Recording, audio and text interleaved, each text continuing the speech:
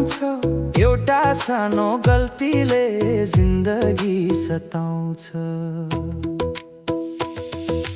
होस गरौँ हे डिजिटल दुनियाँमा पाइला चाल्दाखेरि, नपरौँ है कसैको पनि मिठो जालमा फेरि।